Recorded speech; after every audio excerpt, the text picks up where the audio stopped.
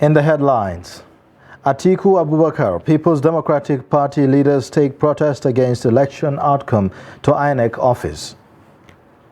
3 days after Supreme Court judgment, traders still rejecting old Naira notes. Gunmen kill pastor, 2 sons in Plateau community. Away from Nigeria, at least 12 civilians killed in northern Burkina Faso attack. Hello and welcome to the news update on Trust TV. I am Ayuba Ilya. Thanks for joining.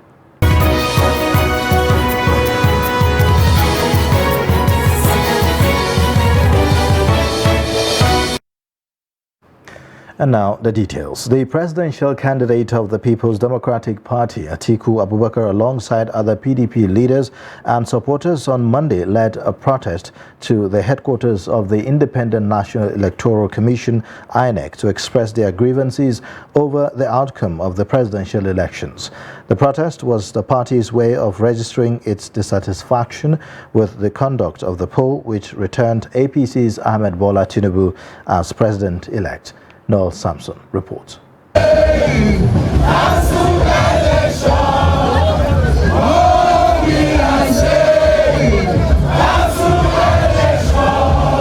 The protest, which brought PDP supporters across the country, was led by the party's presidential candidate Atiku Abubakar. The protesters walked from one of the party's offices in Abuja to the Independent National Electoral Commission headquarters to show their displeasure over the presidential elections result. The candidate of our party, the People's Democratic Party, he represents millions of Nigerians who wish for a better governance, who pray for a nation where equal opportunities will be open to everyone, a nation where the people will be happy to enjoy governance through restructuring. All of the things that we sold in our campaign, they believed it, they accepted it, they assimilated it, and they came out en masse and in millions to vote. And unfortunately, even though we have on the evidence of the result sheets a duplicate copy of all the result sheet given to our agent at the polling unit, yet if you see the INEC National Coalition, you would see where they would tabulate numbers, and when you come down to the total, different. You will see places where the names of individuals from different parts of the country. You will see where they will say there's a biometric taken on somebody, and yet the background of the biometric picture is somebody who snapped at the comfort of his house. You will see where they sow the stronghold of PDP and they create violence so that people will not come out to vote. These are some of the problems that has now informed our decision to come here and to tell the world democracy is under threat. We're here for justice to prevail so that the mandate of His Excellency Atiku Abubakar will be given back to him. INEC National Commissioner and Chairman of Information and Voters Committee, Festus Okoye, addressed the protesters on behalf of the commission. I want to assure you that this commission is a listening commission. This commission is a public trust, and this commission belongs to the Nigerian people. Our allegiance is to the people of the Federal Republic of Nigeria. This commission does not have allegiance to any political party. We don't have any allegiance to any candidate. Our allegiance is to the people of the Federal Republic of Nigeria. Whatever grievances there are, we will look into all those grievances. If there are grievances that can be redressed, we will redress those grievances. But I want to plead that all of us should continue to be peaceful, all of us should continue to respect the integrity of the commission and also the integrity of the Federal Republic of Nigeria. The PDP is hopeful that the party will claim its mandate, which it alleges was wrongly given to the ruling party through the judiciary. Noel Samson, Trust TV News, Abuja. Meanwhile, the Independent National Electoral Commission is asking the Presidential Election Petition Court to vary the orders which were earlier granted the candidates of the People's Democratic Party, Atiku Abubakar, and Labour Party, Peter Obi, to inspect materials used for last presidential election. In a motion on notice filed on March 4th, the electoral body is praying the court to vary the order which restrained it from tampering the materials used for the election. The commission said it needed to reconfigure the bimodal voter accreditation system for the next round of elections. The Court of Appeal, Abuja, had on February 3rd granted the request of Obi and Atiku to have access to all the sensitive materials INEC deployed for the conduct of the presidential election held on February 25. The applicants urged the court to compel INEC to allow them to obtain documents in its custody that were used for presidential election. They maintain that the requested documents will aid their petition against the outcome of the presidential contest that was declared in favor of the candidate of the All Progressives Congress, Bola Tinubu. Now, following the outcome of last Saturday's presidential election, the Center for Transparency Advocacy is appealing to Nigerians to exercise restraint and avoid violence. Executive Director of the Center, Faith Nwadishi, who called on all aggrieved parties to seek legal redress, also expressed her organization's dissatisfaction with INEC's prosecution of the election. The CTA added that though disappointed, the election still had its peculiarities.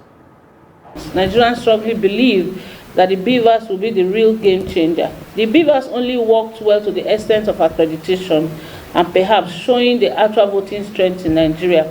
The reason why we specifically picked the BVAS was that the BVAS was the instrument of magic that we all looked forward to. Considering the magic that the BVAS had done during the Osun and the Ekiti election, we were looking forward to that. But there were complaints about the BVAS not working, the BVAS not capturing fingerprints, just about 24% of the areas. And these were areas where elections were held. It's important to know that some things went well in this election despite the avoidable challenges. This election could go down in history as staging upsets in areas traditional to certain politicians. Some perceived strong politicians were roundly defeated in their strongholds. Sitting governors lost elections to little-known politicians, and unexpectedly, some less politically fancied Nigerians were elected to the National Assembly. The Supreme Court has affirmed Dauda Lawal as the authentic governorship candidate of the People's Democratic Party in Zamfara State. In a unanimous judgment, the 5-man panel of justices dismissed an appeal brought against the nomination by another governorship aspirant, Ibrahim Gusau. In the lead judgment delivered by Justice Adamu Jauro, the Supreme Court upheld the submissions of the counsel to Lawal, Damian Dodo, that his client was legally and lawfully nominated in line with the provisions of the law. Justice Jauro upheld the judgment of the Court of Appeal, Sokoto, which had on January 6 this year endorsed the second primary election that produced a candidate. Lawal had in the primary election polled 442 votes to emerge victorious over Dr. Ibrahim Gusau and other aspirants. The youngest brother of the assassinated Labour Party candidate in Enugu East senatorial election, Kelvin Chukwu, has been nominated as successor to his brother. Oyibo Chukwu, a former Nigerian Bar Association chairman in Enugu State, was murdered on Wednesday, February 22nd, 3 days to the presidential and National Assembly election while on his way from a campaign rally. The Independent National Electoral Commission has slated the Enugu East senatorial election to hold on Saturday, March 11, alongside the gubernatorial and House of Assembly elections. The younger Chukwu was elected the Labour Party standard bearer after polling 223 out of the 231 votes. His opponents, Chinyeka Oha, a retired permanent secretary, Chief Stanislaus Chinedu Neji, commandant of the National Peace Corps, and Emmanuel Uchenna Bodo, a special advisor to Governor Ifeanyi Ugwuanyi, scored no votes in the election conducted by Labour Party National Vice Chairman for the Southeast, Chief Agumba Okeke, and the LP Enugu State Chairman, Casimir Uchenna Agbo, and other LP executives in the state. Kelvin Chukwu, a 50-year-old lawyer, mass communication graduate and businessman, pledged in his acceptance speech to represent the senatorial district effectively and fulfill all promises made by his elder brother during the electioneering campaign. Now, despite the Supreme Court ruling that old 500 and 1,000 Naira notes are still legal tender, fuel stations, supermarkets and market women are still rejecting the old Naira notes. Maradia Umar reports that most commercial banks in the FCT are neither releasing the notes to customers not accepting them as the scarcity of naira persists. The report. The Supreme Court ruling of March 3, 2023 that restored the old 500 naira and 1,000 naira notes as legal tender till December 31, 2023 was not enough to convince Nigerians of the legality of the old naira notes. Queues are still seen in front of banks and ATM points even when there's no guarantee of getting cash or even depositing the old naira notes. I don't even know whether old money still exists. I have never seen any up till now. I'm right here in the bank. Even if I can withdraw and get the old money, I will be very happy. I went to pharmacy the day before yesterday and asked if the pharmacist can collect the old money. He said no, he cannot collect. They are telling us that no money in the bank. And if we say you go to ATM, POS, they will charge you 300 for 1,000. So the life is unbearable for us now. They show it in the television that they should start collect 1,500. But in my area yesterday, we take a woman take 1,000 to go and buy something. They rejected it. They reject the old 1,000 naira. She came back. So I don't know what they want to do now. Traders are not finding it easy as well, as transactions are almost grinding to a halt. Since the Supreme Court judgment on the 3rd of March about spending the old 500 naira and 1,000 naira notes, we are at the popular Area 10 axis to ascertain if traders have started accepting the 500 naira and 1,000 naira notes. We're about to find out. I'm not sure because I spent it on Saturday. This is old naira notes, 500 naira. I spend it on Saturday and they don't collect it. That's why I said they have not. So that we can even test it. We just walk to the shop, buy something with it, whether they can collect. Because if I collect old money, I don't know where I want to go spend them. That's why I know they collect old notes. People say, boy, didn't know come out to talk, say, made them collect old notes. That's why anybody no agree collect. Yes, because now bank, if you carry old note to go bank, they know they collect. But if I carry old note to go bank, then go collect for my hand. I go collect them for shop. I'll go put them for my account for bank. But now if I collect, I don't know where I can go spend that. Up to now I have old notes, almost like 20,000. I don't know where I want to go spend that. Traders at the UTC market in the FCT say collecting the old naira notes is a risk they're not willing to take. They appealed to government to act fast to alleviate the current hardship. Martia Umar, Trust TV News, Abuja. Gunmen on Sunday killed Reverend Musa Hyok and his two sons at Ganawuri community of Riom local government area of Plateau State. The police public relations officer in the state, Alfred Alabo, confirmed the incident to journalists on Monday in Jos.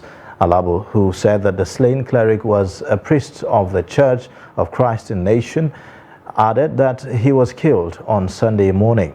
Song Moro, the youth leader of the community, alleged that the incident was a reprisal attack following the killing of 3 Fulani youths in the community. Moro said that bodies of the pastor and his sons had been buried amid tension and tight security in the entire Ganawuri axis. The police command in Ebonyi has declared 10 persons wanted in connection with the murder of Chief Ibokwe Ewa of Umu Ezekwa community in Eza North local government area of the state. This is contained in a statement signed by the command's public relations officer, Onome Onowakbo Yea, and made available to reporters on Monday in Abakaliki. According to the statement, the wanted persons include Samuel Onyekachi Aligwe and Peter Orogu, known as One Boy, Nonso Obasi, and Ikechuku Nwoba. Now others are Chukudi Alewa, known as Eza, Chika Ezeligbo, Nemeka and Egwede, Champagne, Wambuke Oko, and Ugobuchi Agbom, aka Okiri. The command appealed for information from the general public on whereabouts of the wanted persons.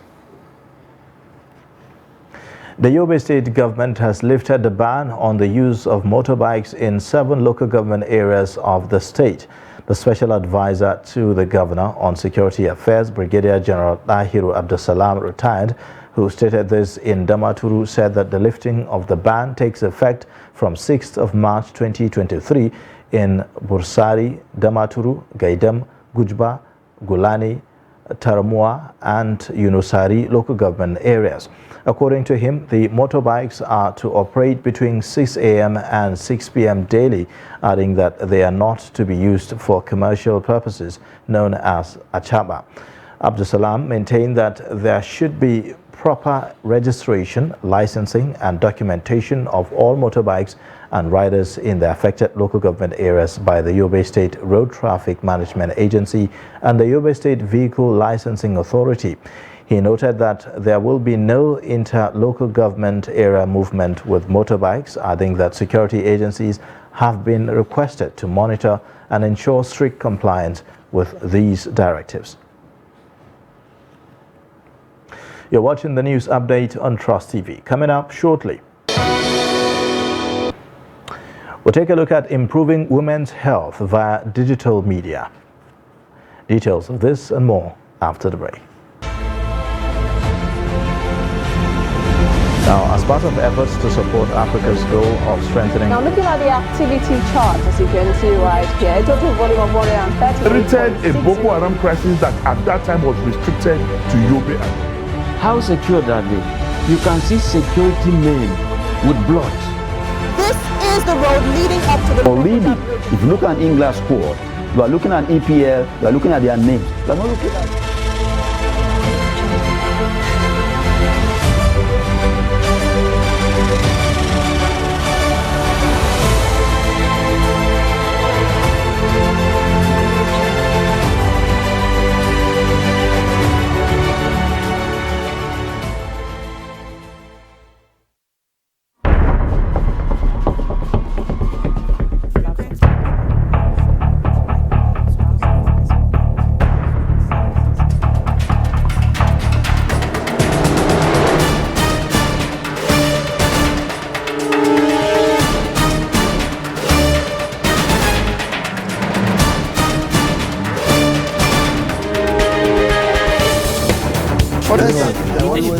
That's great.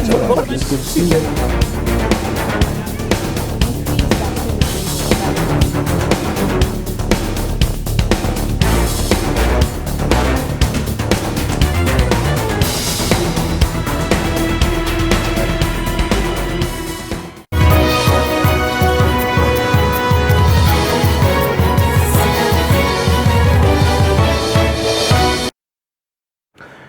Thanks for staying with us. This is the news update on Trust TV. Let's take a look at the top stories again.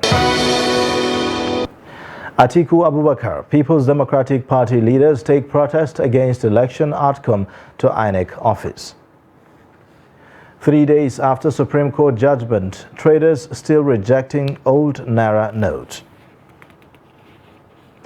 A federal high court in Kano has granted a 500 million naira bail to the majority leader of the House of Representatives, Alhassan Ado Doguwa, who was docked before a magistrate court on charges of arson and murder.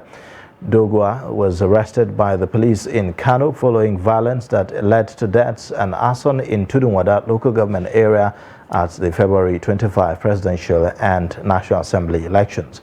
But counsel to the accused, Nuraini Jimo, applied for an ex parte order before Justice Muhammad Nasir Yunusa to grant the accused bail based on alleged infringement of his fundamental human rights and absence of jurisdiction by the magistrate court that had remanded the accused. Jimo contended that since the accused was charged with culpable homicide and illegal possession of firearms, the magistrate court lacked jurisdictional powers to remand Doguwa.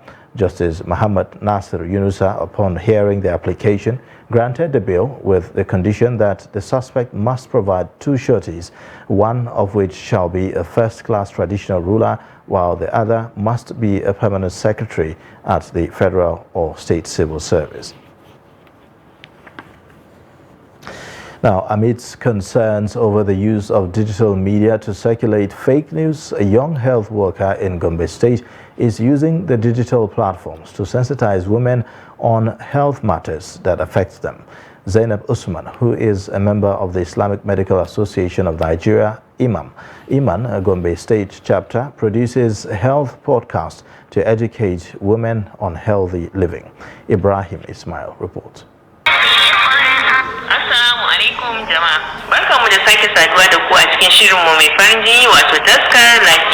Zainab Usman is passionate about public health enlightenment. As the secretary of Sisters Wing of the Islamic Medical Association, Zainab produces a podcast in Hausa language codenamed Taskar Lafiya.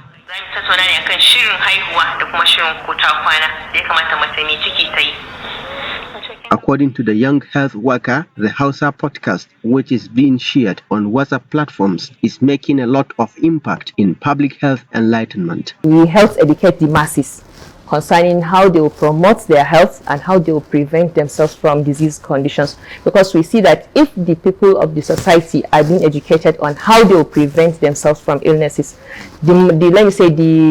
the number of troopings that we have, or the number of people that will be coming to the hospital will reduce.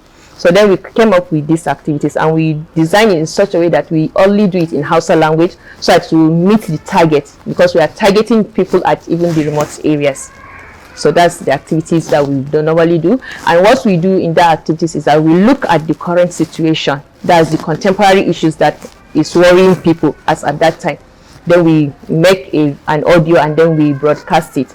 So we had even wanted to air it in the radio stations, but it was not possible. But what we have been doing was that we do the audio and then we share it in WhatsApp groups so that people get educated on it. The management of Gombe State Specialist Hospital acknowledged the contribution of the Sisters Wing of Iman and the positive impact of the health podcast to the people of Gombe. The Taskar Lafiya, what the takes to look at relevant things that the women particularly need and is being delivered by women, I think it has a lot of impact, particularly to the women folk and also to the children, and in terms of parenting, in terms of trying to ensure that the women are provided with adequate information that will take care of that will help them to improve their health and that of the children.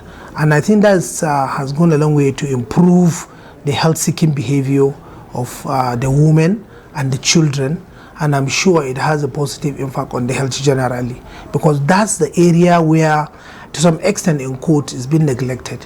For Zainab Usman and her team members, the Taskar Lafiya podcast remains a powerful platform to educate people about health issues and help them take preventive measures against diseases. From Gombe, Ibrahim Ismail reporting for Trust TV. President Muhammadu Buhari has criticized the current structure of the global financial system, which places an unsustainable external debt burden on the most vulnerable countries. The Nigerian president cautioned world leaders that the huge debt burdens will make it extremely difficult for LDCs to meet the 2030 agenda for 17 Sustainable Development Goals.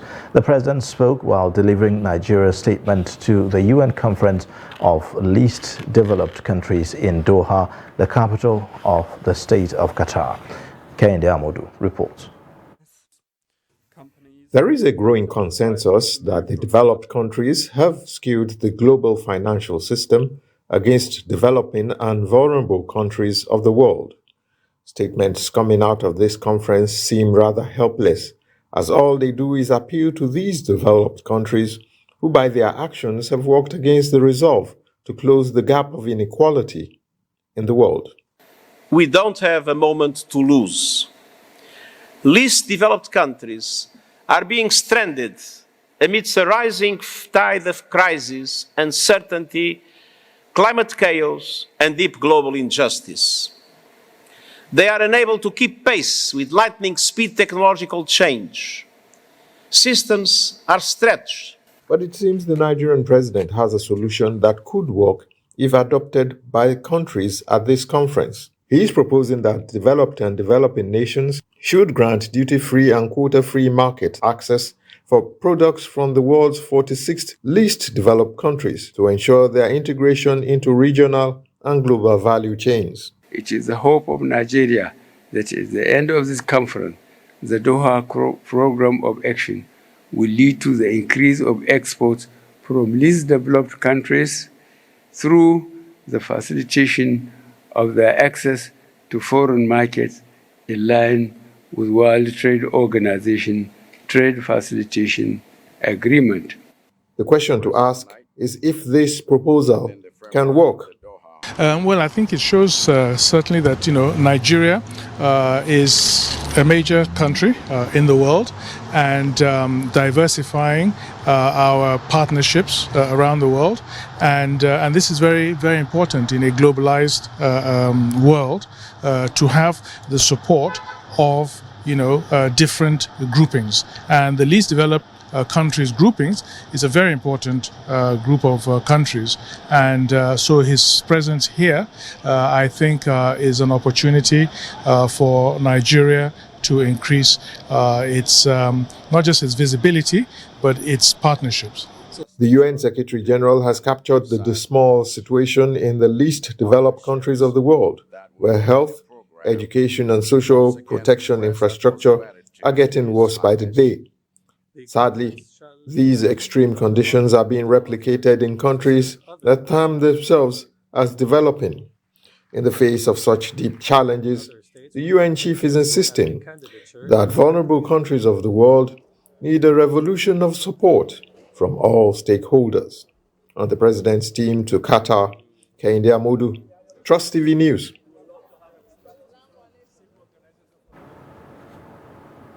Now, on the foreign scene, at least 12 civilians were killed on Thursday in an attack by suspected terrorists in northern Burkina Faso, local sources say on Monday.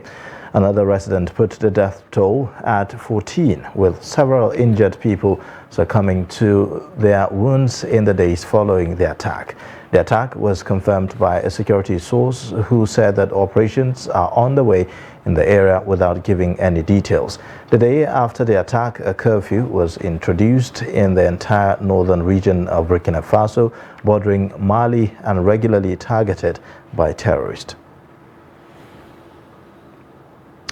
And that's it for the news update. You can watch more via all our social media platforms and also on our YouTube live stream. I am Ayuba Ila. Thanks for watching. Bye for now.